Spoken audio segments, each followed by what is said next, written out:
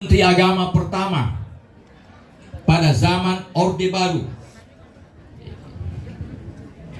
yaitu pada zaman Orde Baru, begitu hasil pemilu pertama Orde Baru tanggal 3 Juli 1971, seorang Menteri Agama yang hebat, Profesor Dr. Kiai Haji Mukti Ali, menegaskan pada mahasiswanya pada waktu itu. Apa dia katakan? Kalau persoalan agama, terimalah dengan iman dan benarkan dengan akal. Tapi kalau persoalan sains teknologi, terimalah dengan akal dan benarkan dengan iman. Jangan dibalik. Yang diterima dengan iman, terima dengan akal. Begitu tidak masuk akal, tidak diambil, dibuang. Padahal yang dibuang itu adalah berlian, nilai yang berharga. Ini pendapat saya baca Profesor Dr. Kiai Haji Mukti Ali. Sebab itu hadirin sekalian, kita berislam sampai hari ini terkadang kita didesak oleh setan. Percaya pembohong. Pembohong banyak kita percaya. Mengapa? Menurut Umar bin Khattab akan muncul nanti 3 perusak Islam di bumi ini. Salah satunya itu tadi. Yang pertama, zallatul alim, kata Umar bin Khattab. Pak, hancur Islam itu tergelincirnya para orang-orang cerdas, orang pintar. Zallatul alim, tergelincir sudah mereka, membawa nafsunya untuk menyelesaikan semua persoalan. Yang kedua, jidalul munafiquna bil Quran. Akan muncul nanti orang-orang munafik berdebat selalu benar, menang karena dia menggunakan dalil Al-Quran padahal dia munafik, kata Umar bin Khattab. Dan yang ketiga, hakama a'immatul mudillin, akan muncul penguasa yang bodoh dan zalim, tidak tahu apa-apa. Itu sudah tanda Islam itu akan hancur bila diikuti terus-menerus itu. Makanya dalam Al-Quran biasa saya berceramah, angkat itu surat An-Naml ayat, buka sendiri tafsir, lihat itu. Di situ dikatakan, wa fil madinati tis'atu rahti yufsiduna fil ardi wa la yuslihun. Artinya pada sebuah negara nanti akan muncul 9 penjahat ekonomi. Kata Allah dalam Al-Quran surat An-Naml ayat 48. Yufsiduna fil ard, mereka merusak tatanan ekonomi itu, tidak lagi sesuai sistem. Wa la yuslihun, tidak mau memperbaiki kecuali untuk organisasinya, untuk keluarganya, untuk kelompoknya. Ini yang disebutkan oleh Allah. Ittabarra alladhina tubi'u minal ladhina taba'u wa ra'aul azab wa taqatta'at bihimul asbab. Akan muncul nanti penyesalan itu, lari semua mereka yang tadinya bersama-sama, dia lari. Tapi bagi orang tua dengan anaknya meninggal dunia, orang tuanya masuk surga, dengan doanya itu mutlak anaknya akan bertemu di surga bersamanya. Almarhumah ini dengan bapaknya dan ibunya dilindungi oleh Allah, bersama-sama masuk surga Allah. Mengapa? Karena pada saat masih dibutuhkan oleh papanya, mamanya, tapi Allah lebih mencintai dia sehingga kedua orang tuanya mengatakan inna lillahi wa inna ilaihi rajiun. Dan kata Allah, orang-orang yang selalu mengucapkan inna lillahi wa inna ilaihi rajiun, maka saya berikan dia langsung salawat kepadanya. Kata Allah, ulaika alaihim salawatum min rabbihim wa rahmah. Kata Allah, mereka itulah orang yang mendapat salawat langsung dari Tuhan mereka dan ditambah rahmat. Wa ulaika humul muhtadun, dan mereka lah orang mendapat predikat petunjuk atau muhtadun, orang mendapat petunjuk. Jadi tidak ada kita ragukan anak kita meninggal dunia, papanya, mamanya menyaksikan langsung. Seluruh keinginan itu akan dijawab oleh Allah Subhanahu wa taala.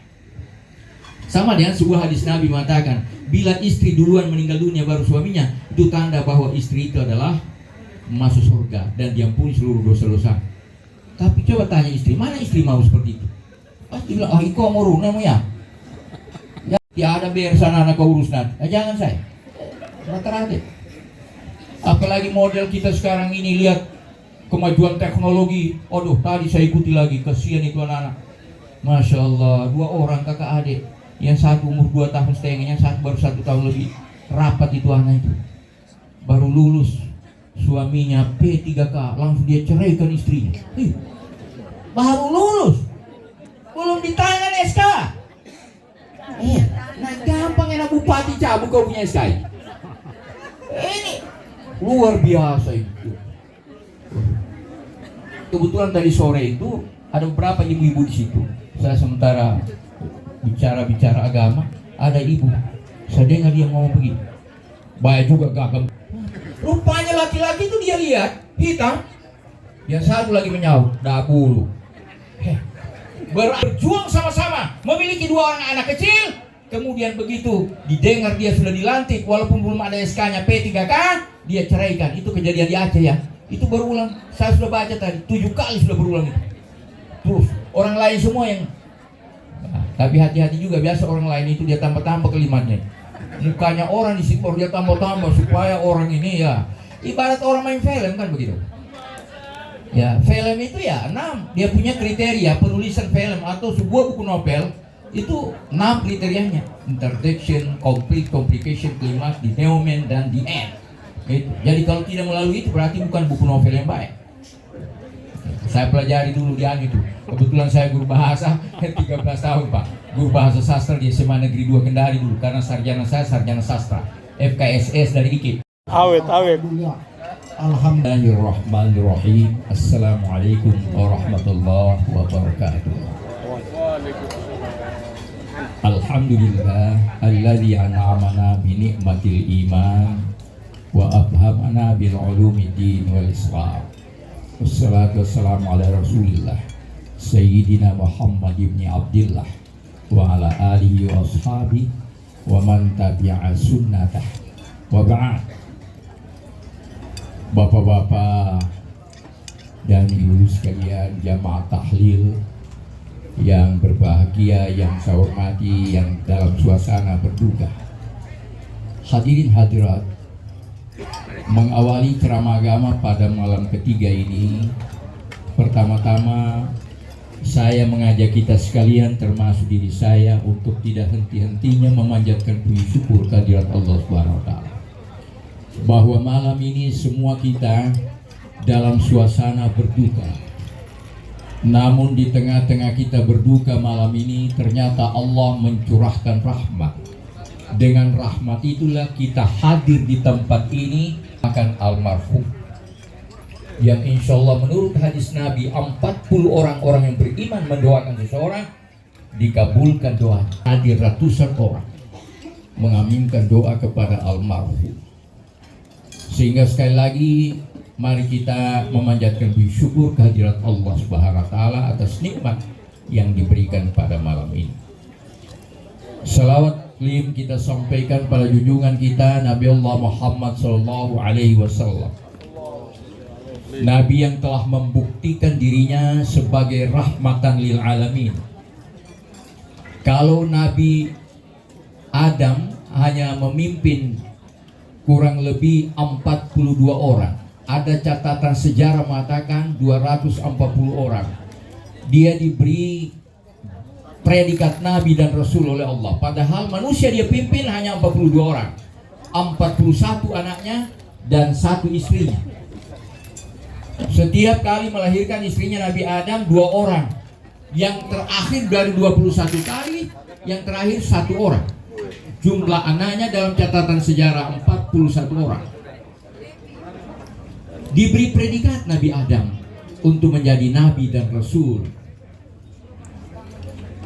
Nabi Nuh dia hanya memimpin 1 suku. Yang agak besar Nabi Ibrahim alaihissalam dan Nabi Musa alaihissalam memimpin 1 negara, 1 bangsa, Madian, Mesir. Tapi Nabi Muhammad SAW begitu pernyataan Allah mengatakan wa ma arsalnaka illa rahmatan lil alamin, maka membuktikan dirinya dari 193 negara resmi di PBB sekarang ini. Dan juga kurang lebih 10 negara yang belum masuk PBB, ternyata ajaran Islam ini telah merambah ke seluruh permukaan bumi ini, yang membuktikan bahwa benar kata Allah wa ma arsalnaka illa rahmatan lil alamin. Artinya tidaklah kami mengutus Muhammad kecuali menjadi rahmat bagi semesta alam. Sambil berceramah begini, saya ditanya, namanya di desa, duduk menyeletup itu imam. Pak, kenapa itu ada kata kami, Pak? Memang banyak Tuhan itu. Kenapa Allah mengatakan kami? Spontan saya jawab, itu Nabi Muhammad itu diberikan Allah petunjuk dan diberikan dia wahyu melalui orang namanya Jibril. Makanya kalau ada inna, sesungguhnya kami. Inna, sesungguhnya kami. Lillahi adalah milik Allah. Wa inna, dan sesungguhnya pula kami. Ilaihi, kepadanya rajiun, semua akan kembali. Jadi kalau Nabi Muhammad begitu dikatakan ma arsalnaka, tidaklah kami mengutus Muhammad, maka Allah memberikan kepercayaan kepada Jibril untuk mengantarkan wahyu kepadanya, sehingga disebut dalam bahasa Arab inna. Bukan, ada juga kalimat sesungguhnya saya, karena hanya Allah langsung berbicara dengan Nabi Muhammad. Dia sekalian, salawat dan taslim kita sampaikan kepada Nabi Muhammad SAW, karena di dalam pendapat para pakar tafsir, dari 6.666 ayat 114 surat Al-Quran itu tidak ditemukan satupun ayat bila Allah memanggil Nabi Muhammad menggunakan langsung nama Muhammad, ya Muhammad, tidak pernah. Kalau Nabi lain dipanggil ya Adam uskun, ya Ibrahim, ya Musa. Tapi Nabi Muhammad ada penghargaan, penghormatan yang dicontohkan oleh Allah dalam panggilan itu, yang harus diikuti oleh manusia penghuni bumi, bukan hanya umat Islam. Kalau ada panggilan dalam Al-Quran, ya ayyuhan nabi, pasti Nabi Muhammad dipanggil. Ya ayyuhal muzammil, pasti Nabi Muhammad. Ya ayyuhal mudassir, pasti Nabi Muhammad. Kecuali ada premis atau pernyataan Allah bukan panggilan, maka dia dahulukan dengan kata Muhammad. Begitu pentingnya Nabi Muhammad. Misalnya, wa ma Muhammadun illa rasul. Artinya, tidaklah Muhammad itu kecuali dia adalah rasul. Qad khalat min qablihi rusul, telah banyak rasul sebelumnya dan sudah meninggal. Din sekalian rahimakumullah. Itulah sebabnya maka bukan hanya orang Islam yang membuat sejarah siapa Nabi Muhammad, tapi non muslim tertarik untuk mempelajari siapa sesungguhnya Nabi Muhammad. Kalau orang Islam kita lihat misalnya orang dari India, Profesor Dr. Maulana Wahiduddin Khan dalam bukunya A Prophet for All Humanity, dia mencoba meneliti 27 kali peperangan selama 23 tahun diangkat jadi nabi. Yang terjadi dalam penelitiannya, Nabi Muhammad setiap perang berteriak, jangan banyak korban musuh kita, dan juga kita jangan sampai banyak korban. Apa yang terjadi? 27 kali peperangan, hanya 1018 orang yang meninggal dunia, baik pihak musuh maupun umat Islam. Padahal puluhan ribu berhadapan ini, ratusan ribu berhadapan. 259 orang saja umat Islam yang meninggal dunia, dan 759 musuh non muslim pada waktu itu. Jadi jumlahnya hanya 1018 orang. Semakin tertarik orang meneliti. Yang non muslim yang akhir-akhir ini yang sangat dibicarakan orang, Profesor Dr. Gary Miller. Begitu dia meneliti siapa sesungguhnya Nabi Muhammad, dia pamerkan dulu penelitiannya. Dia katakan pada temannya, wahai saudara-saudara, saya akan meneliti tentang kitabnya Muhammad ini, yang dia bawa ini, yang dia tulis sendiri ini. Dan yang saya teliti hanya dua, kesalahan ilmiah dan kesalahan sejarah. Begitu dia teliti, waktu diberikan 3 tahun, ternyata hanya 1 tahun dia tiba-tiba masuk Islam.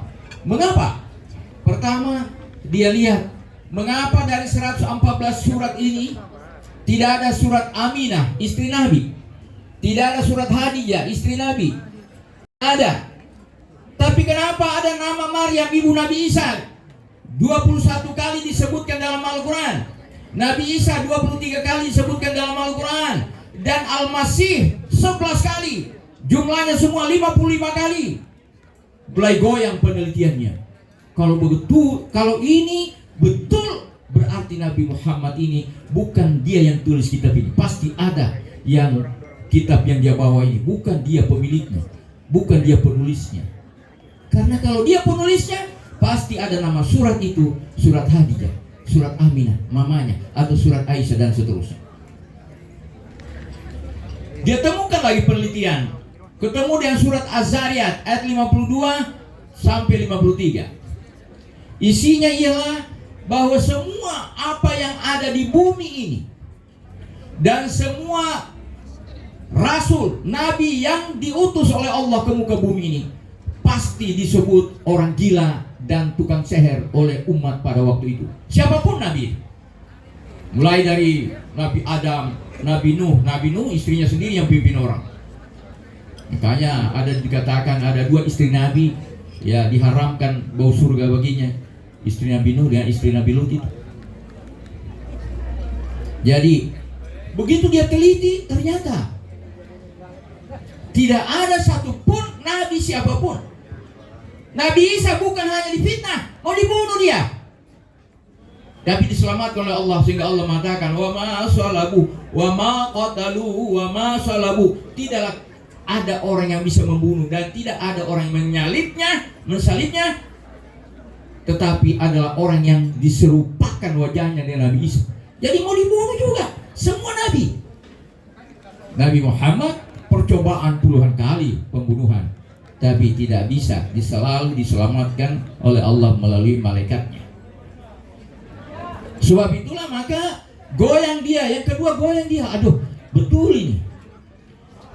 Tapi apa yang menyebabkan dia sampai takluk dengan ajaran Islam? Dia baca dalam biografinya, saya baca Profesor Dr. Gary Miller ini, dia membaca ketemu dengan ayat surat An-Nisa ayat 82. Dia baca artinya dalam bahasa Inggris beratus-ratus kali. Dan dia mencoba meyakinkan dengan logikanya, selamanya gagal. Terakhir dia menyatakan diri pasrah, harus masuk Islam. Apa ayat itu? A'udzubillahi minasyaitonirrajim. Bismillahirrahmanirrahim. Afala yatadabbaruna al-Qur'an. Artinya, mengapakah mereka tidak meneliti secara detail Al-Quran? Walau kana min 'indi ghairillah. Jika benar itu bukan dari sisi Tuhannya Nabi Muhammad, yaitu Allah, lawajadu fihi ikhtilafan katsira. Pasti kamu menemukan pertentangan antara ayat satu dan ayat yang lain tentang konsep ekonomi, sains, teknologi, ilmu jiwa, sosiologi dan sebagainya. Tapi dalam penelitiannya tidak ada satu ayat pun yang bertentangan. Maka dia pasrah sudah. Ini luar biasa. Itulah sebabnya Bapak dan Ibu sekalian, mengapa Nabi Muhammad berani mengatakan dalam hadisnya, ada 2 hadisnya. Pertama yang tentang pengikutnya, Nabi mengatakan, kullu ummati yadkhulunal jannata illa man aba. Artinya semua umatku itu pasti masuk surga kecuali yang tidak mau. Qila man aba, ya Rasulullah. Ditanya siapa yang tidak mau? Dia jawab singkat, man ata'ani dakhalal jannah wa man asani fahuwa aba.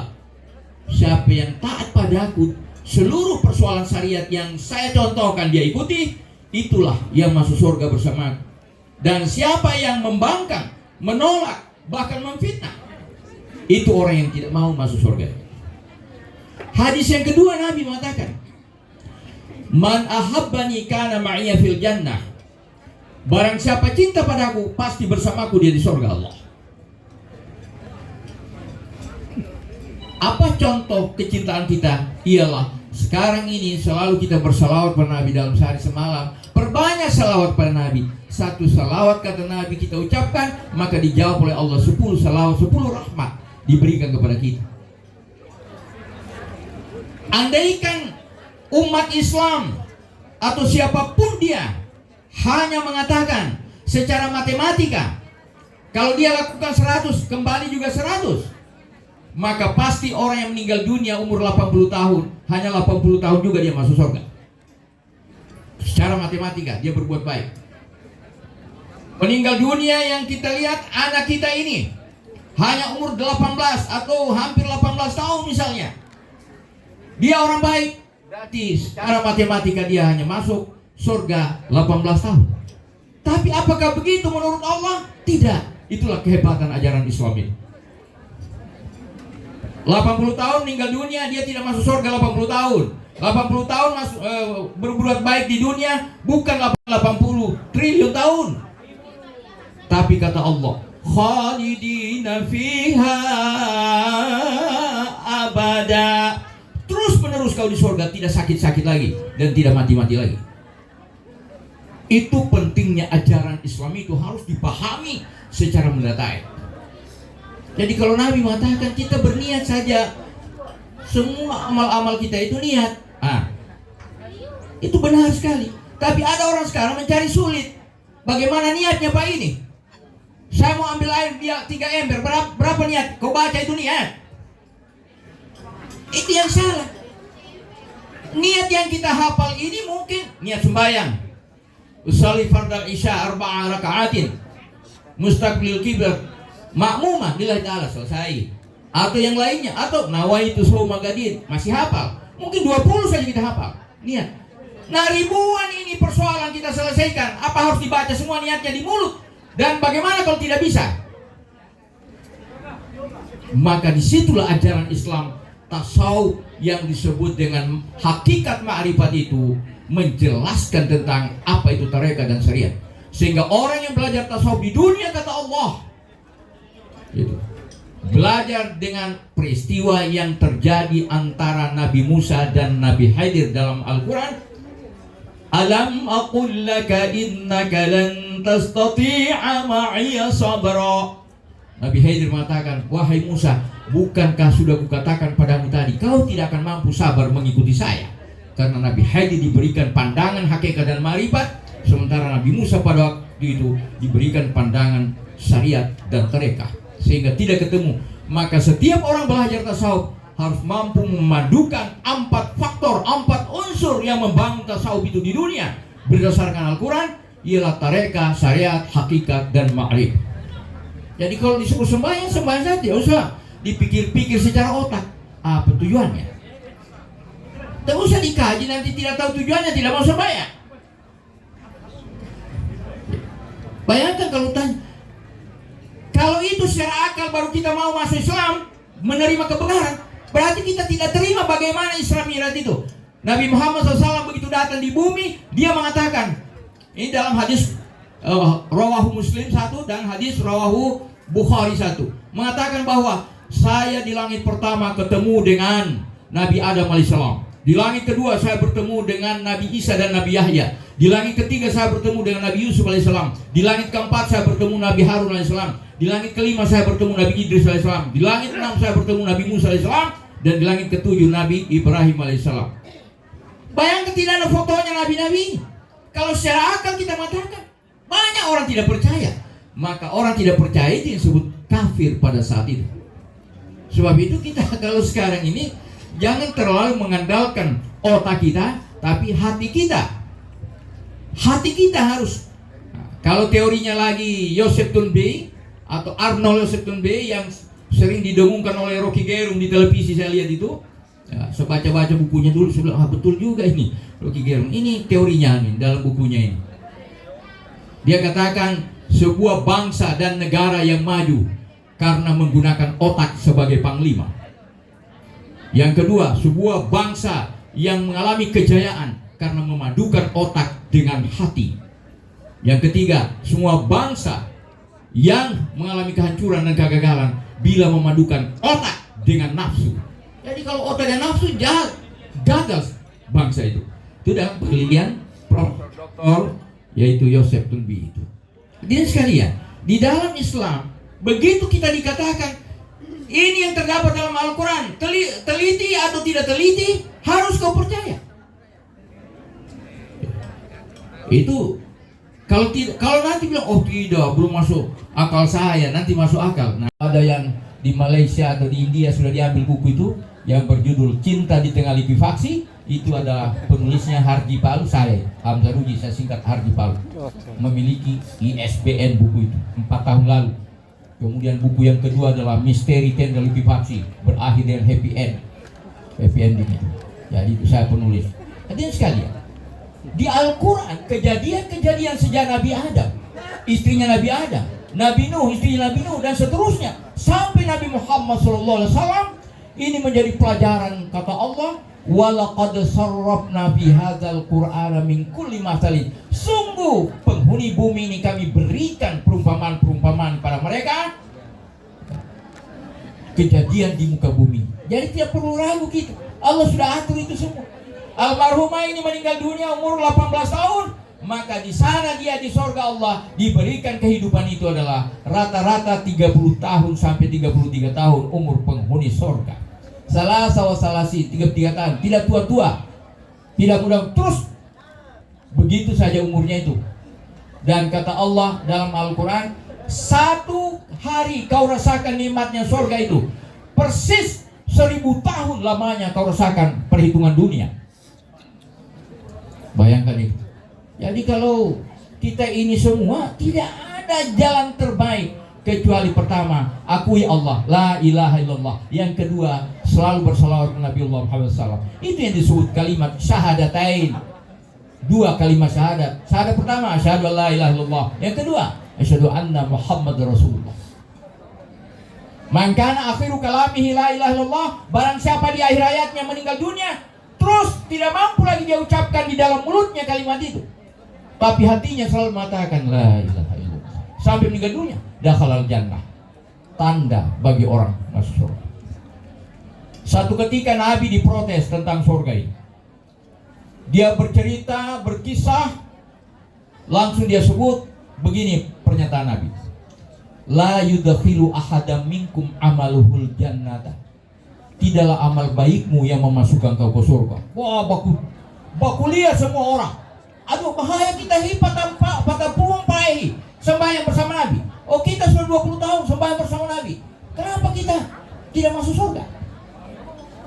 La yudkhilu ahadam minkum amalul jannah. Diteruskan oleh Nabi. Wala yujiruhu minan nar. Bukan amal baikmu yang mencegah kau masuk neraka. Wah, tambah bingung orang, baku lihat orang. Gimana lagi nanti Nabi bilang, wala ana, bukan juga saya, karena saya Nabi, illa birahmati minallah, kecuali ada rahmat Allah yang masuk amal kecilmu sedikit, pahalanya menggunung begitu besar, maka itu yang memasukkan kau ke surga.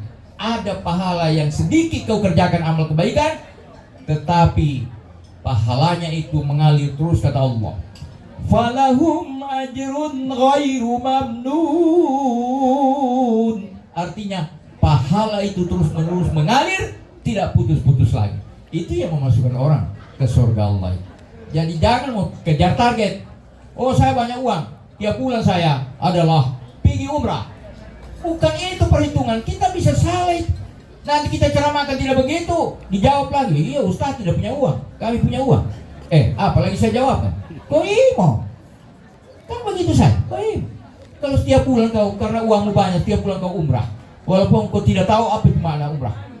Makanya ada pendapat baru-baru ini dari Departemen Agama Pusat itu menyarankan, kalau begini nih orang sudah 20 tahun baru masuk, ada jatahnya, sudah meninggal dunia, tidak ada hukum wajib. Bagaimana cara mengganti hukum wajib itu? Muncul seorang baru-baru saya lihat. Caranya ialah kembali pada hadis Nabi, barang siapa berumrah pada bulan suci Ramadan, sama dengan dia berhaji 1 tahun itu. Wah, mulai. Jadi kalau ada sudah orang naik haji sudah mau pergi umrah, pergilah umrah bulan puasa supaya pahalanya sama dengan itu menurut Nabi. Ini Susah juga kita mau pamer-pamer yang begini. Jangan pamer-pamer pahala. Jadi kata Nabi, wala ana, bukan juga saya yang memasukkan kau ke surga karena syafaat saya, illa birahmati minallah, tapi ada rahmat Allah yang sedikit kau kerjakan terus menerus mengalir pahala itu sampai kau di alam kubur, sampai kau di alam akhirat nanti. Jadi Bapak dan Ibu sekalian, khususnya keluarga yang ditinggalkan kita semua, termasuk saya, karena tadi pagi saya ditelepon, saya sedih sekali. Saya tidak tahu siapa yang telepon saya habis sembahyang subuh itu pagi-pagi sekali. Pak Hamzah Rudi? Saya bilang, iya Pak, siapa ini Pak? Anu Pak, saya Pak Hamzah sudah dengar anaknya Pak Ismail, kakaknya Sila, Pak Ibu Sila meninggal dunia. Sok kasih langsung ibu istri saya, dek kamu tanya Sila meninggal dunia, masih muda katanya. Selantung langsung saya, perempuan atau laki-laki Pak? Perempuan. Saya langsung menghadap dia Pak. A'udzubillahi minasyaitonir rajim. Bismillahirrahmanirrahim.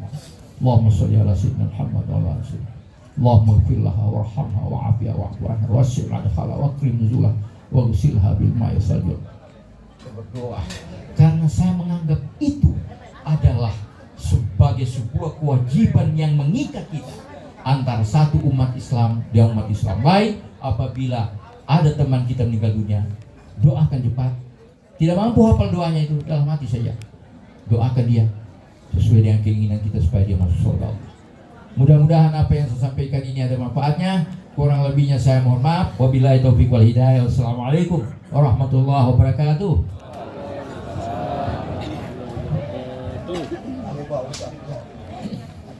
Bapak Ibu jamaah takziah dan tahlil dirahmati Allah Subhanahu wa taala.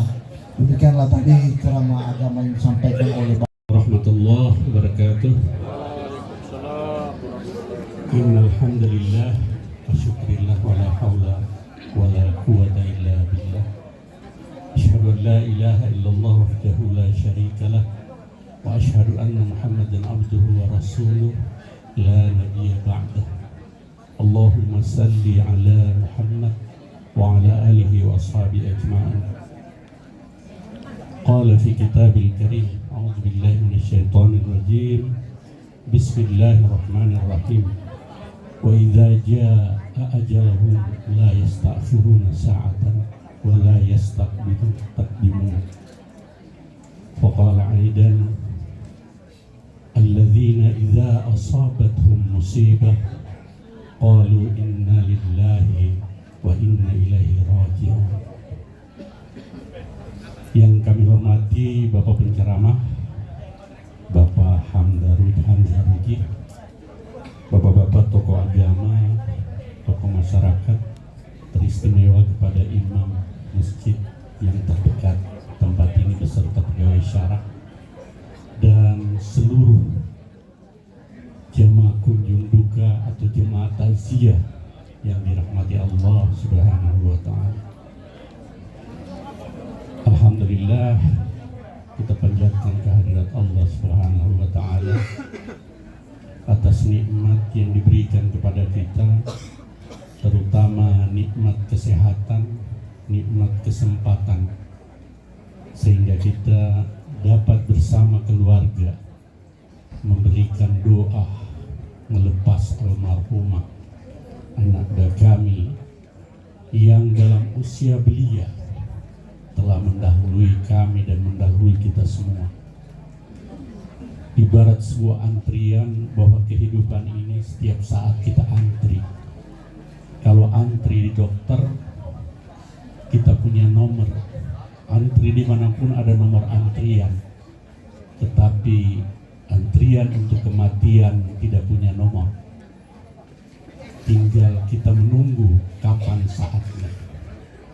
Oleh sebab itu, marilah kita bersama-sama mengisi hidup ini tidak kenal usia kapanpun.